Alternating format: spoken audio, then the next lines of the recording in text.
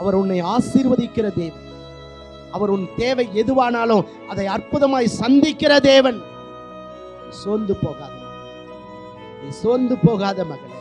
கர்த்தர் சொல்றாரு, நீ எழும்பி காரியத்தை நடத்து. நீ சோர்ந்து போயிருந்தது போதும், நீ பின்வாங்கி போயிருந்தது போதும். நீ ஜெபத்தை நிறுத்திட்டு முறுமுறுத்து கொண்டிருக்கிறது போதும். இனி என்னால செய்ய முடியாது என்று சொல்லி நீ பிரச்சனையை பார்த்து முடங்கி போயிருந்தது போதும். நீ எனக்காய் எழும்பு, நீ காரியத்தை நடப்பி, நான் உனக்கு ஜெயத்தை கொடுப்பேன், நான் உன்னை ஆசீர்வதிப்பேன், நான் உன்னை உயர்த்துவேன்.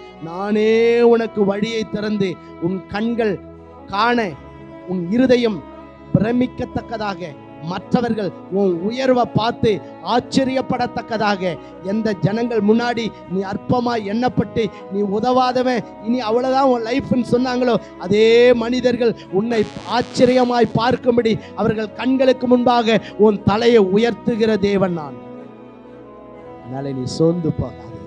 ஆண்டவர் மறுபடியும் உன்னை பார்த்து சொல்றாரு, நீ எழும்பு, நீ காரியத்தை நடப்பி.